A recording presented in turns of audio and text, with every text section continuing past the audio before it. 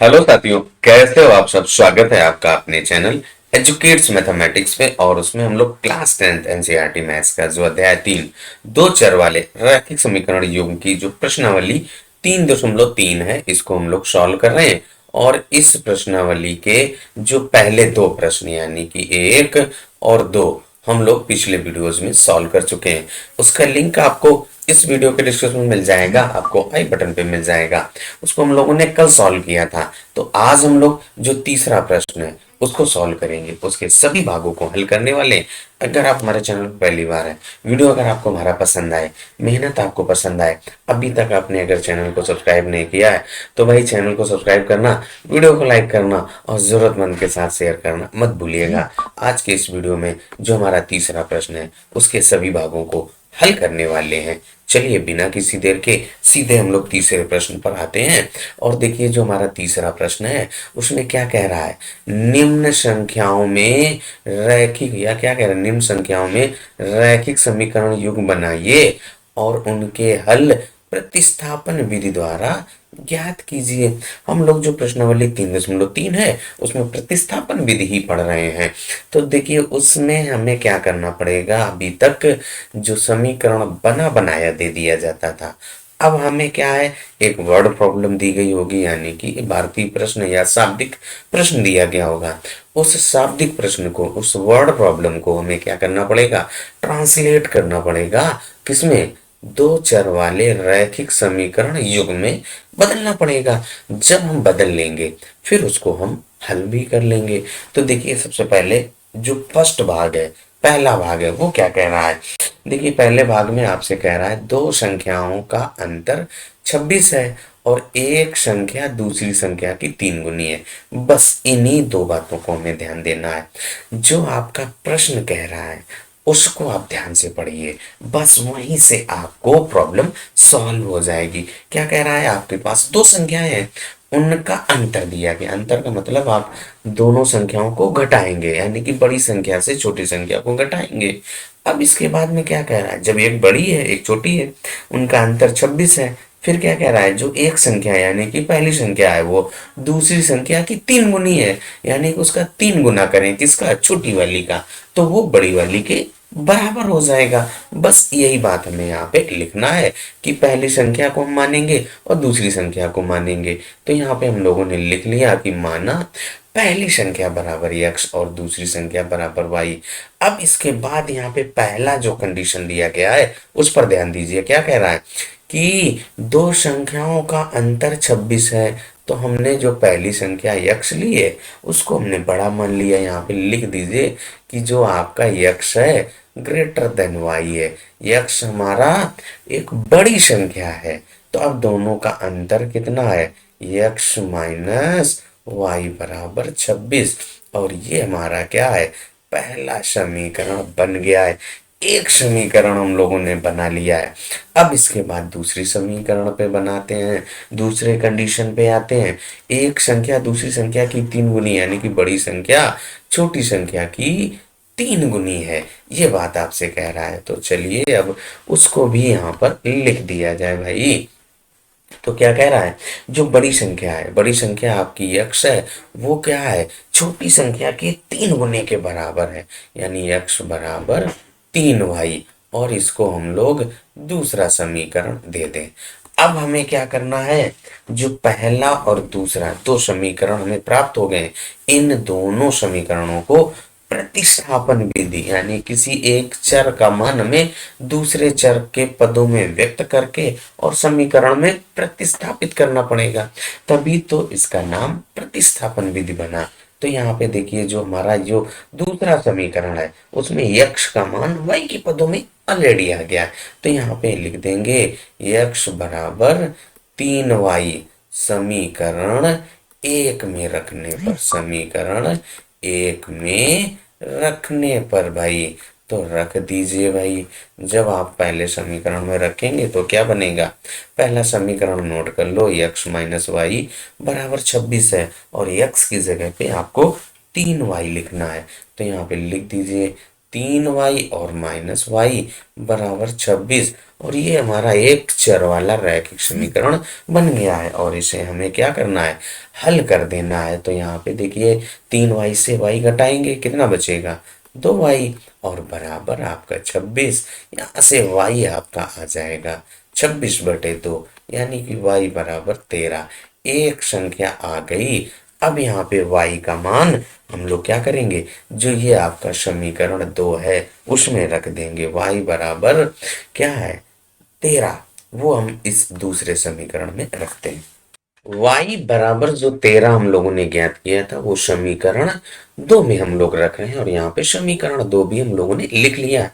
वो क्या है, x बराबर 3y और यहाँ पे हम लोग y का मान 13 रख दीजिए। तो x बराबर 3 × 13 और x बराबर क्या आ जाएगा, 13 × 39। और यहाँ से आपके जो दो चर यानी कि पहली संख्या और दूसरी संख्या, तो यहाँ पे लिख दीजिए x बराबर 39 और y बराबर 13 और यही हम लोगों का आंसर हो जाता है। और जो पहला भाग है आपका सॉल्व हो चुका है। कैसा लगा एक्सप्लेनेशन, कमेंट करके ज़रूर बताइएगा। अगर आपका कोई डाउट हो तो उसको भी आप कमेंट करके ज़रूर बताइएगा। पहला भाग हम लोगों ने सॉल्व कर लिया। अब आ जाते हैं दूसरे भाग पर। तीसरे प्रश्न का जो दूसरा भाग है वो क्या कह रहा है, देखिए दो समपूरक कोणों में बड़ा कोण छोटे कोण से 18 डिग्री अधिक है, उन्हें ज्ञात कीजिए। यहाँ पे अगर आप प्रश्न को ध्यान से पढ़े होंगे तो यहाँ पे एक शब्द आपका आया है, दो समपूरक। बस अगर आपने समपूरक समझ लिया तो समझ लो आपका प्रश्न हल हो गया। तो हमें सबसे पहले संपूरक को समझना पड़ेगा। संपूरक क्या होता है, ऐसे दो कोण जिनका योग 180 अंश होता है संपूरक कहलाता है। तो यहाँ पे दो कोण कह रहा है तो पहला कोण अगर x ले लें, क्योंकि हमें ये क्या करना है, दो चर वाला रैखिक समीकरण युग्म के जैसा हल करना। आप इसको एक चर वाले रैखिक समीकरण युग्म से भी हल कर सकते थे, लेकिन हमें क्या करना है, इसको दो चर वाले रैखिक समीकरण युग्म से हल करना है। तो यहाँ पे दो कोण लेंगे, माना पहला कोण बड़ा वाला कोण x और छोटा कोण y ले लीजिए। अब उन दोनों का योग, अभी बताया संपूरक कोणों का योग 180 अंश, दोनों का योग 180 अंश। अब यहाँ पे एक बड़ा और एक छोटा है, बड़ा वाला कितना अधिक है, 18 डिग्री अधिक है। तो यहाँ पे अगर हम कहें कि दोनों के बीच का अंतर, भाई कोई भी चीज हो, कोई किसी के पास अधिक है कोई चीज, तो हम कह सकते हैं कि उन दोनों के बीच का जो अंतर है वो 18 डिग्री है, यानी 18 अंश है। तो हमें दोनों कोणों को ज्ञात कर लेना है। योग भी पता चल गया, यानी x धन y बराबर 180 और x माइनस वाई बराबर 18 अंश। बस आपका प्रश्न हल हो जाएगा। दोनों समीकरणों को प्रतिस्थापन विधि से हल करना है। अब यहाँ पे हम लोगों ने लिख लिया कि माना बड़ा कोण हमारा x अंश है तथा जो छोटा कोण है वो y अंश है। यहाँ पे x आपका y से बड़ा है। अब हमारे जो कोण थे वो कैसे थे भाई, समपूरक कोण थे और समपूरक कोणों का योग 180 अंश होता है। तो यहाँ पे x धन y बराबर 180 अंश हो जाएगा और ये आपका पहला समीकरण बन गया।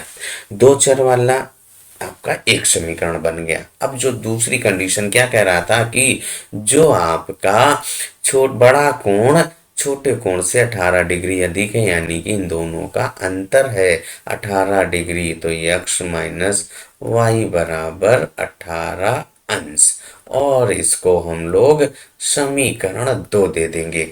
अब इन दोनों समीकरणों को हमें कौन सी विधि से हल करना है, प्रतिस्थापन विधि से हल करना है। तो भाई प्रतिस्थापन विधि को लगाते हुए आप हल कर दीजिए। तो यहाँ से देखिए क्या करिए, जो हमारा दूसरा समीकरण है तो यहाँ पे लिखेंगे कि समीकरण 2 से, तो आपका जो दूसरा समीकरण है उसको लिखिए x माइनस वाई बराबर 18 अंश। तो यहाँ से x बराबर 18 धन y, जो ये y है लेफ्ट से राइट जाएगा, आपका धनात्मक हो गया। और ये हमने तीसरा समीकरण दे दिया। क्या दे दिया, ये हमारा तीसरा समीकरण बन गया। अब हमने क्या किया, एक चर का मान दूसरे चर के पदों में ज्ञात कर लिया।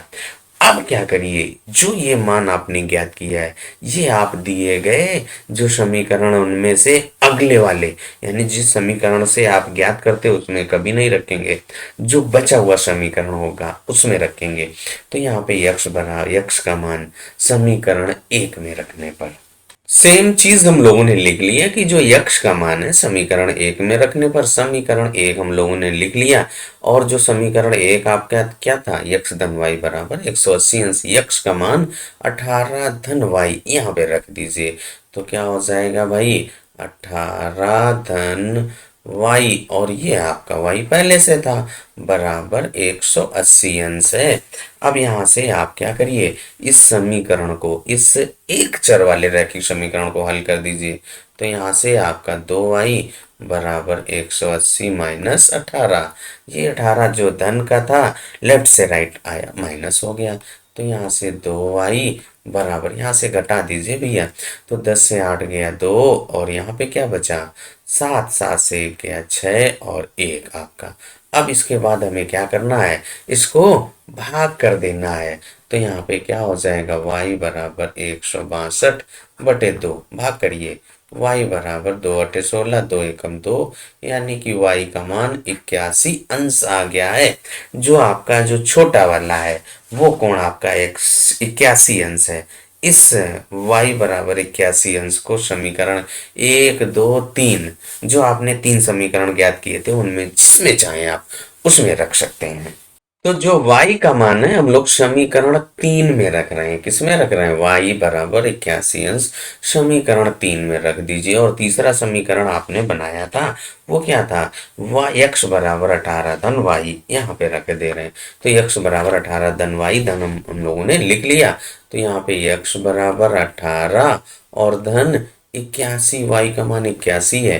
तो यक्ष बराबर क्या आ जाएगा, 99। इसमें जोड़िए भाई, आपका यक्ष का मान 99 अंश आ गया और y बराबर आपका 81 अंश आ गया। अब इन दोनों को अगर आप जोड़ेंगे 180 अंश आएगा और इनके बीच का जो अंतर है भाई वो 18 अंश है, यानी जो बड़ा वाला है वो 18 डिग्री छोटे वाले से बड़ा है। और इस तरीके से भाई जो तीसरे प्रश्न का दूसरा भाग भी हम लोगों ने सॉल्व कर लिया है। कैसा लगा भाई एक्सप्लेनेशन हम लोगों का, कमेंट करके जरूर बताइएगा। चलिए बिना किसी देर के अब तीसरे भाग पर आते हैं। अब हम लोग तीसरे भाग पर आ चुके हैं और तीसरा भाग आपका क्या कह रहा है, एक क्रिकेट टीम के कोच ने 7 बल्ले तथा 6 गेंदें 3800 रुपए में खरीदी और बाद में उसने 3 बल्ले और 5 गेंदें 1750 रुपए में खरीदी।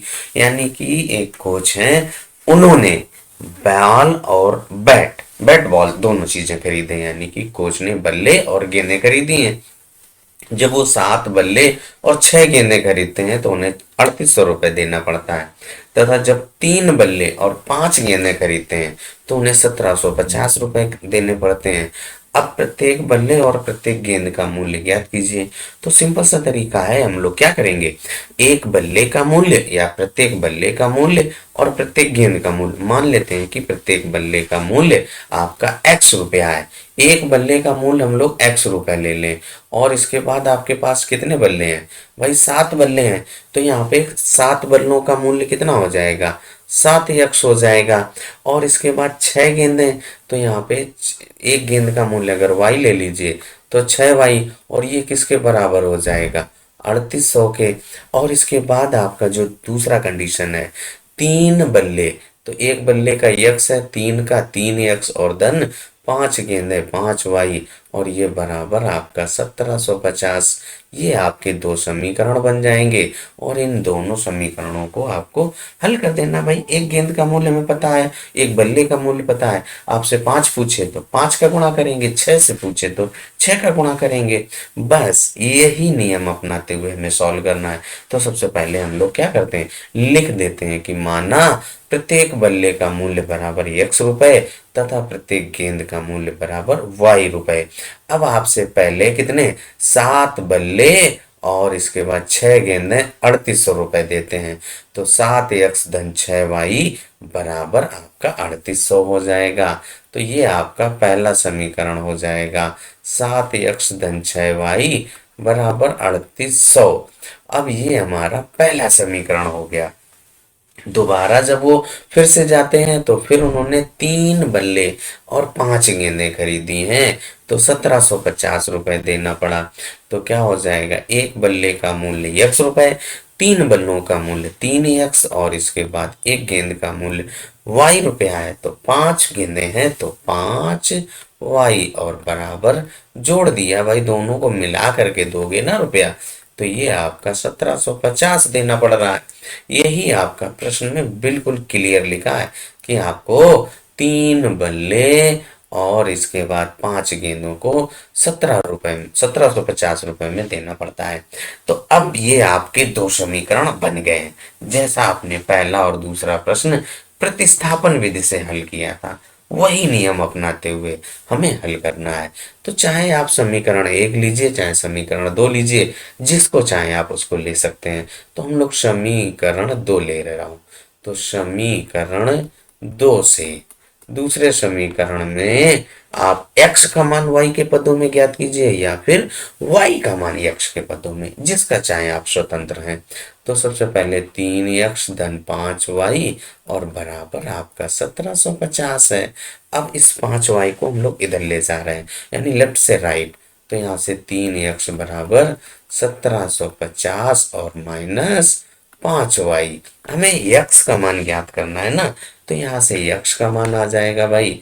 तो x बराबर 1750 और माइनस का 5y है, और इस पूरे के बटे जो x के साथ गुणे में था वो 3 था, ये आपका आ गया। और इसको आप समीकरण 3 दे दीजिए। हमने क्या किया था, दूसरा समीकरण लेकर के x का मान y के पदों में ज्ञात कर लिया।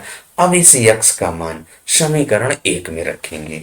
समीकरण 1 को हम लोगों ने यहाँ पे लिख लिया कि x का मान समीकरण 1 में रखेंगे, तो 7x धन 6y बराबर 3800, ये हमारा पहला समीकरण था। अब यहाँ पे देखिए 7 आपका ऐसा ही लिख दीजिए, और जो x का क्या मान है, ये 1750 और माइनस का 5y, और इस पूरे के बटे 3, और ब्रैकेट बंद कर दिया गया है। और इसके बाद आपका धन का 6y और बराबर आपका 3800 है। अब हमें क्या है, यहाँ पर केवल और केवल कैलकुलेशन करना रह गया, यानी कि सिंप्लीफाई करना रह गया। क्या करिए, ये ब्रैकेट खोलिए, तो 7 का यहाँ पे प्रत्येक पद के साथ गुणा हो जाएगा। तो 7 का इस 1750 से गुणा कीजिए तो 0, 7 का 5 से पार पाड़ा पड़ेंगे, 7 पन्ना 35, और 17 साते 119 और 3 122, तो यहाँ पे 122 12,250 और माइनस 35y, और इसके बटे 3 है, और धन का 6y और बराबर आपका 3800। इस 6y के बटे 1 करिए, लेफ्ट हैंड साइड को हम लोग पहले सॉल्व करेंगे। तो यहाँ पे जब बटे 1 किया तो 3 आपका लासा आ जाएगा, 3 लासा आ गया, तो 1250 माइनस का 35y, तो आपका वैसा ही रहेगा। और इसके बाद यहाँ पे देखिए इस 1 का भाग 3 में देंगे, 3 बार जाएगा, 3 का 6 से गुणा करिए तो तिछाक 18y और बराबर आपका 3800। अब इसके बाद यहाँ पे जो ये अंश में लिखा है इसको थोड़ा सा हल कर दीजिए। तो यहाँ पे जब इसको आप हल करेंगे तो देखिए 1250, ओ 1250 नहीं है भाई, 12250 है। यहाँ पे 12250 है, उसको लिख लीजिए, अभी गड़बड़ हो जाता भाई। तो यहाँ पे 12250, 12250 है। अब इस यहाँ पे 3 का बटे में इधर गुणा हो जाएगा, तो 12250 माइनस का बचेगा, ये 35 से 18 घटाएंगे तो आपका 17y माइनस का ही बचेगा, और यहाँ पे बटे का 3 और बराबर 3800। इसके बटे 1 करिए, तिरछा गुणा कर दीजिए, या 3 बटे में था, लेफ्ट से राइट जाएगा तो गुणे में हो जाता है, तो यही यहाँ पे लिख दीजिए 12250 माइनस का 17y बराबर, यहाँ पे 3 का इसके साथ गुणा करिए, 0 2 तो आपके 0 बने रहेंगे, 3 का पाड़ा 8 बार 3 अट्ठे 24 के 4 हासिल लगे 2, और 3 तिरका 9 2 11, 11,400। अब इस 12,250 को आप लेफ्ट से राइट ले जाइए तो माइनस हो जाएगा, और इधर आपका माइनस का 17y एज इट इज रहेगा 11,400 और माइनस 12,250। आप यहाँ पे माइनस कर दीजिए, तो 12,250 से 11,400 माइनस कर दीजिए, तो यहाँ पे लिख लेते हैं भाई 12,250 से 11,400 माइनस हो कर दीजिए, तो 0,5 यहाँ पे 12 में 4 गए 8, और यहाँ पे एक जीरो यानी 850 बचेगा। तो माइनस का 17y बराबर माइनस का 850, क्योंकि 12,250 आपके ज्यादा है।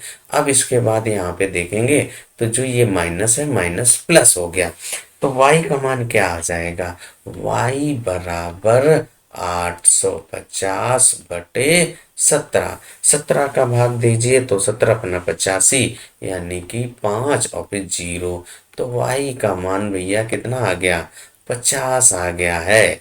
अब इसके बाद इस y का मान चाहे तो आप समीकरण 1 में रखें, चाहे तो 2 में रखें, या फिर इस 3 में रख दें, जिसमें चाहे आप उसमें रख सकते हैं भाई, जिसमें चाहे आप उसमें रख सकते हैं। तो हम लोग क्या करेंगे, y का मान समीकरण 1 3 में रखेंगे। किस में रखेंगे, 3 में रखेंगे। समीकरण 3 यहाँ पे लिख लिया, x बराबर 1750 माइनस 5y बटे 3।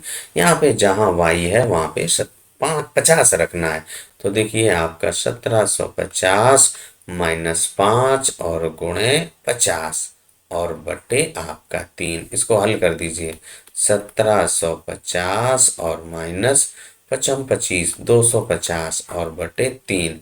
1750 से 250 घटाएंगे तो आपका कितना बचेगा भाई, तो यक्ष बराबर आपका 1500 बचेगा ना भाई। 1750 से 250 घटाइए, 1500 बटे 3 भाग कर दीजिए, 3×5=15 यानी कि 500। इसका मतलब क्या हुआ, यक्ष बराबर आपका 500 आ गया है, और y बराबर आपका कितना है, 50 आ गया। यक्ष का मान हम लोगों ने एक बल्ले की कीमत लिया था, वो देखिए सबसे पहले प्रश्न में लिखा था कि माना प्रत्येक बल्ले का मूल्य यक्ष रुपए है और प्रत्येक गेंद का मूल्य 500 y रुपए है। यक्ष का मान आपका 500 आया है, और इसके बाद y का मान आपका 50 रुपए आया। हम लिख देंगे अतः प्रत्येक बल्ले का मूल्य 500 रुपए तथा प्रत्येक गेंद का मूल्य 50 रुपए। और इस तरीके से जो हमारा तीसरा भाग है वो भी हल हो जाता है। कैसा लगा सॉल्यूशन, कमेंट करके जरूर बताइएगा। प्रत्येक बल्ले का जो मूल्य आया 500 रुपए तथा प्रत्येक गेंद का मूल्य 50 रुपए आया। तीसरे भाग को सॉल्व करने के बाद अब हम लोग चौथे भाग पर आ चुके हैं। चौथा वाला भाग आपका क्या कह रहा है, सबसे पहले हमें प्रश्न को बहुत ही केयरफुली पढ़ना होता है। जब हमें प्रश्न समझ में आ जाता है तो हम उसका सॉल्यूशन आसानी से प्राप्त कर सकते हैं। यानी कि हमें क्या करना है, सबसे पहले जो आपकी वर्ड प्रॉब्लम है उससे आपको 2 चर वाले रैखिक समीकरण युग्म बनाने हैं, फिर उनको आपको प्रतिस्थापन विधि से हल करना है। तो यहाँ पे क्या कह रहा है चौथे भाग में, एक नगर में टैक्सी के भाड़े में एक नियत भाड़े के अतिरिक्त चली गई दूरी पर भाड़ा सम्मिलित किया जाता है। यानी कि आपका क्या है, एक आपका जो फिक्स चार्ज है जिसको नियत भाड़ा कह रहे हैं, जब भी आप कोई भी टैक्सी लेते हैं तो उसमें आपका एक फिक्स चार्ज है, फिर उसके बाद कहता है कि जो अतिरिक्त दूरी है उसके लिए आपको भाड़ा देना पड़ेगा। तो अगर वो व्यक्ति 10 किलोमीटर की दूरी तय करता है तो उसको 105 रुपए देना पड़ता है, और अगर वही व्यक्ति 15 किलोमीटर के लिए जाता है तो आपको भाड़ा 155 रुपए देना पड़ेगा। नियत भाड़ा हमें ज्ञात करना है, यानी कि फिक्स चार्ज इसको, और इसके बाद प्रति किलोमीटर भाड़ा क्या है ये भी हमें ज्ञात करना है। और अगर आपका कोई एक व्यक्ति 25 किलोमीटर जाएगा तो उस यात्रा के लिए उसे यह इसी नियम के आधार पर कितना भाड़ा देना पड़ेगा, इसे हमें ज्ञात करना है। तो सबसे पहले हमें पता तो चले भैया कि नियत भाड़ा यानी कि फिक्स्ड चार्ज कितना है और फिर 1 किलोमीटर का चार्ज कितना है। तो उसके लिए हम लोग क्या करें कि माना जो फिक्स्ड चार्ज है या जो आपका नियत भाड़ा है वो 100 रुपया ले लीजिए, और इसके बाद प्रति किलोमीटर 1 किलोमीटर का चार्ज ₹y ले लीजिए। पहले आप कितना गए हैं, 10 किलोमीटर गए हैं, तो 10 किलोमीटर और जो फिक्स्ड चार्ज है 1 किलोमीटर का ₹y है, 10 किलोमीटर का 10 y, और फिक्स्ड चार्ज उसमें जोड़ दीजिए यानी x धन 10 y। तब कितना दे रहे हैं, 105 के बराबर है। और ऐसे ही आपका जो फिक्स्ड चार्ज और 15 किलोमीटर का, 1 किलोमीटर का हमने ₹y लिया ना प्रति किलोमीटर यानी 1 किलोमीटर का, अब 15 किलोमीटर का कितना जाएगा, 15 y हो जाएगा। फिक्स्ड चार्ज उसमें जोड़ दीजिए ₹100, और वही आपका कुल रुपया हो जाएगा 155 के बराबर। दो समीकरण आपके बन गए। इनको हल कर लीजिए। कौन सी विधि, प्रतिस्थापन विधि। अभी तो आपको प्रतिस्थापन विधि से हल करना है, लेकिन जब आप सभी विधियों को पढ़ लेंगे, प्रश्न में अगर लिखा नहीं होगा, मेंशन नहीं होगा, तो आप कोई भी विधि से हल कर सकते हैं। लेकिन अभी हमारे प्रश्न में लिखा है कि प्रतिस्थापन विधि से ही आपको हल करना है, तो भैया उसी को हमें करना है और कोई विधि का प्रयोग नहीं करना है। तो चलिए सबसे पहले लिख देते हैं कि माना नियत भाड़ा ₹x और 1 किलोमीटर का या प्रति किलोमीटर का जो भाड़ा है वो ₹y। तो सबसे पहले व्यक्ति कोई जाएगा तो नियत भाड़ा तो भैया देना ही पड़ेगा। फिर 1 किलोमीटर का ₹y, वो कितना जाता है, 10 किलोमीटर, और फिर भाड़ा कितना है, ₹105। तो यानी कि 10 y और बराबर कितना हो जाएगा, 105। और ये आपका पहला समीकरण बन गया। फिर आप दोबारा जाते हैं तो वही जो नियत भाड़ा यानी कि फिक्स्ड चार्ज, वो तो आपका ₹x। फिर आप कितने किलोमीटर जाते हैं भैया, 15 किलोमीटर जाते हैं। तो यहाँ पे 1 किलोमीटर का ₹y, तो 15 किलोमीटर का आपका 15 y, और दोनों मिला करके आप कितना दे रहे हैं, ₹155 दे रहे हैं। और ये आपका दूसरा समीकरण बन गया। दोनों समीकरणों को हमें प्रतिस्थापन विधि से हल कर देना है। तो हम लोग सबसे पहले समीकरण 2 से लीजिए, समीकरण 2 से, दो ही से हम लोग हल कर दे रहे हैं भाई। तो यहाँ से देखिए जो 15 y है इसको लेफ्ट हैंड साइड से राइट साइड ले जाइए, तो x बराबर 155 माइनस का 15 y, और ये आप इसको तीसरा समीकरण दे देंगे। तीसरा समीकरण का जो मान है वो हम किस में रखेंगे, पहले वाले में, क्योंकि दूसरा हम लेके चले। ये बात विशेष ध्यान रखनी है कि जिससे आप तीसरा समीकरण बनाएंगे, जिस समीकरण का प्रयोग करते हुए जिससे आप बनाएंगे तीसरा समीकरण, उसमें कदापि नहीं रखोगे। हमें क्या, किसमें, जो बचा हुआ समीकरण है उसमें रखना पड़ेगा। तो वही यहाँ पे लिख देते हैं, यक्ष का मान समीकरण 1 में रख रहे हैं, तो यहाँ पे लिख दीजिए यक्ष का मान समीकरण 1 में रखने पर, और समीकरण 1 हमने लिख लिया, यक्ष धन 15 y बराबर 105, और यक्ष का मान आपने अभी ज्ञात किया है 155 माइनस 15 y, ये रख दीजिए। तो 155 भाई, 155 माइनस 15 y, और ये आपका धन का 10 y पहले का था, और बराबर आपका 105, ऐसे ही लिख दिया। अब इसके बाद क्या करिए, इनको हल कर दीजिए। 155 को लेफ्ट से राइट ले जाइए, माइनस 15 y और धन का 10 y, तो आपका माइनस का 5 y बचेगा, बराबर 105 माइनस 155। अब यहाँ से देखिए माइनस का 5 y बराबर माइनस का 50 बचेगा ना, माइनस ही का तो 50 बचेगा। तो यहाँ से y बराबर -50 बटे -5, और ये आपका 10 आ जाएगा। यानी कि जो y का मान आ गया है, y बराबर आपका कितना आ गया, 10 आ गया। यानी कि जो भाड़ा प्रति किलोमीटर ₹10 देना पड़ रहा है।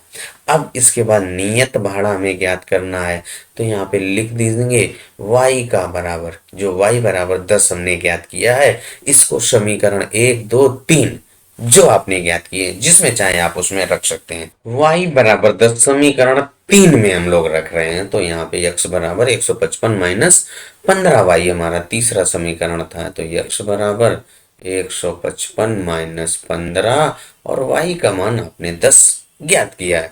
तो यहाँ से x बराबर 155 और माइनस का 150 घटा दीजिए, तो x बराबर आपका कितना आ जाएगा, 5 आ गया। यानी कि जो नियत भाड़ा है वो 5 रुपये है और प्रति किलोमीटर आपका 10 रुपये देना पड़ता है। अतः जो हम लोगों का नियत भाड़ा है वो 5 रुपया है भाई, और इसके बाद प्रति किलोमीटर आपको 10 रुपये देना पड़ेगा। अब इसके बाद हमसे क्या कह रहा है, यदि एक व्यक्ति को 25 किलोमीटर की यात्रा तय करने के लिए कितना भाड़ा देना पड़ेगा, तो उसको भी हम लोग याद कर लेंगे। तो यहाँ पे दूरी बराबर कितनी है भाई, तो दूरी बराबर आपकी 25 किलोमीटर है भाई।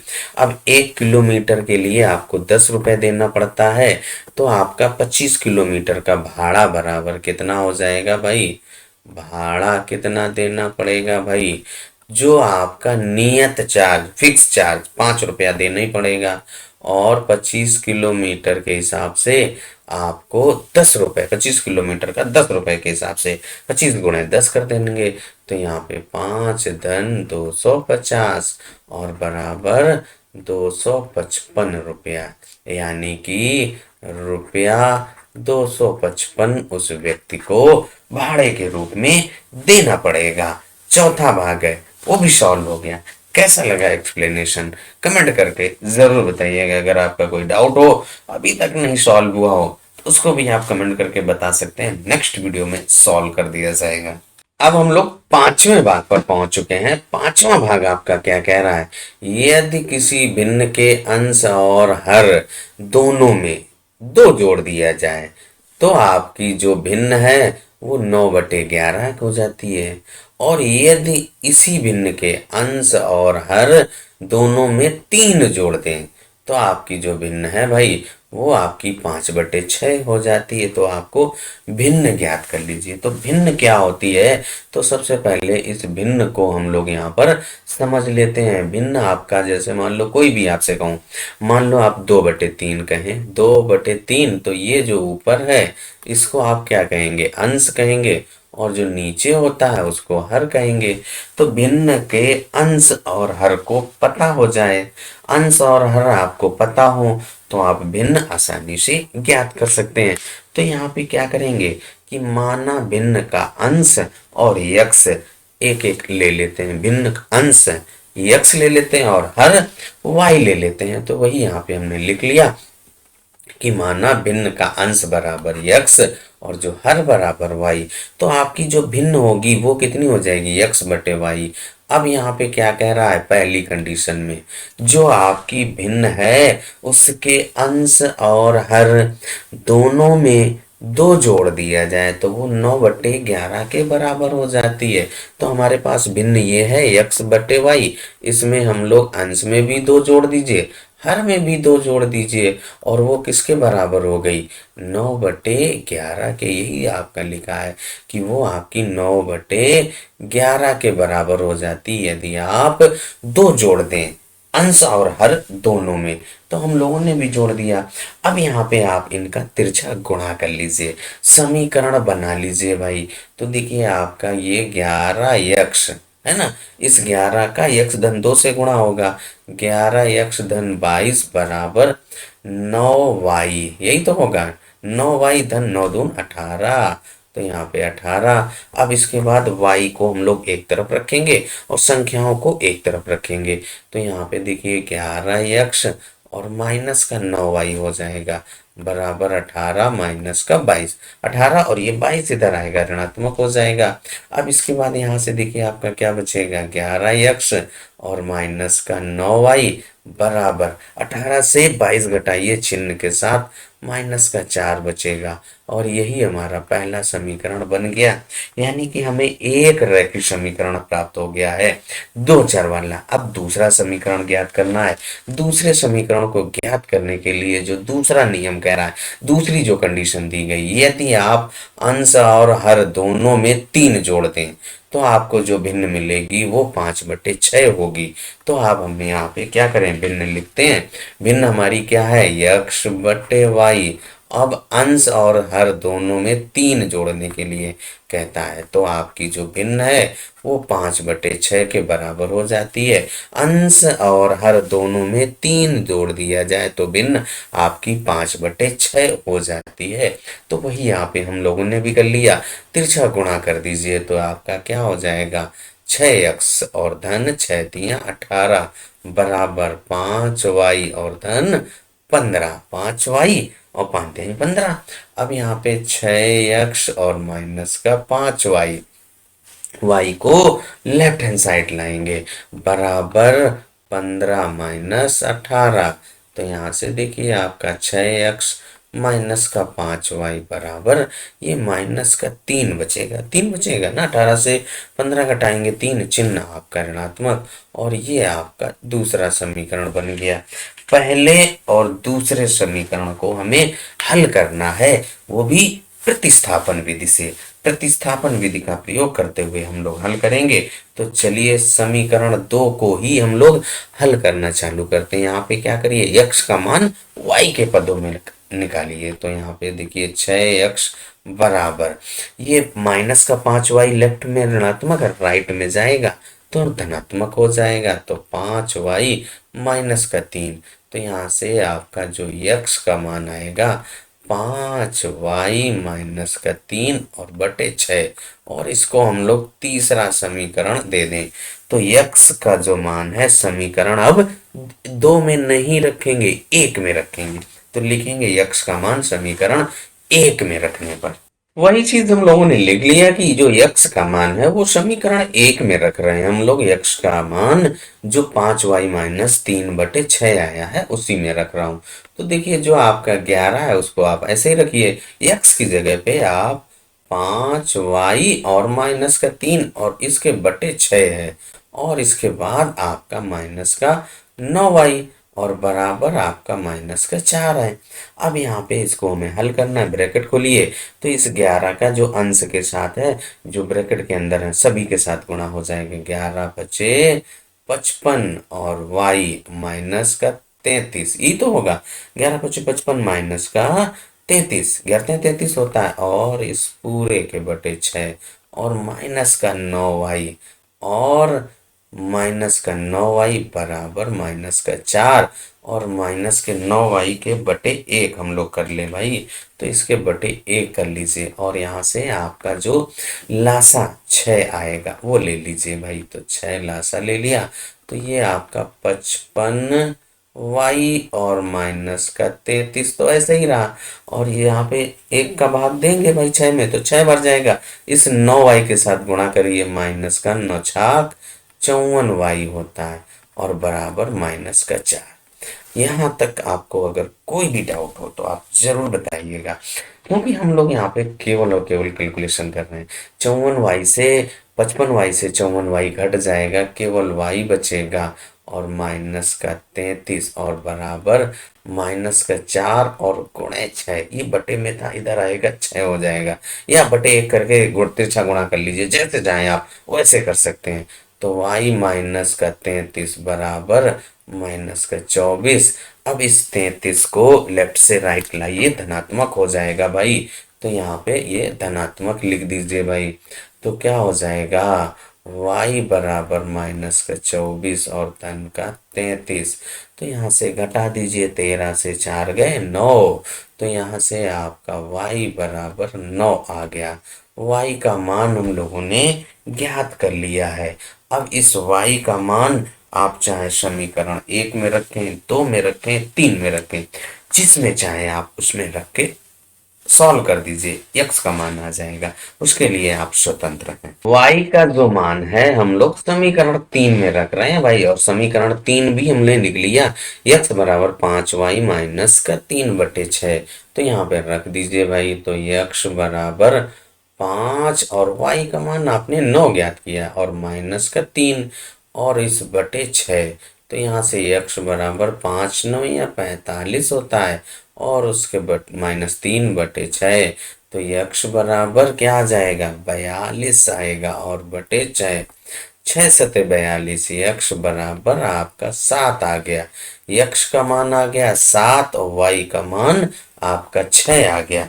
अब इसके बाद हमसे क्या कह रहा था, भिन्न ज्ञात कीजिए। तो आपकी जो भिन्न होगी भाई, भिन्न क्या होती है, अंश बटे हर, यानी यक्ष बटे वाई थी, और यक्ष का मान 7 और वाई का मान 9, यही आपका आंसर हो जाता है। भिन्न हम लोगों की आ चुकी है, वो 7/9 है। और इस तरीके से जो हमारा 5वां प्रश्न भी हल हो जाता है। और जो ये छठा भाग है, ये आपका होमवर्क के लिए है। अगर आपको नहीं सॉल्व कर पाते या कोई प्रॉब्लम हो तो आप कमेंट करके बताइएगा, अगले वीडियो में हम लोग जरूर सॉल्व करेंगे इसका। चलिए, तब तक अपना ख्याल रखिए, स्वस्थ रहिए, मस्त रहिए। मिलते हैं अगले वीडियो में अगली प्रश्नावली के साथ। अगली प्रश्नावली में हम लोग जो रैखिक समीकरण युग्म को हल करने की दूसरी विधि, विलोपन विधि है, उसका अध्ययन करेंगे। तब तक अपना भाई ख्याल रखें, स्वस्थ रहें, मस्त रहें।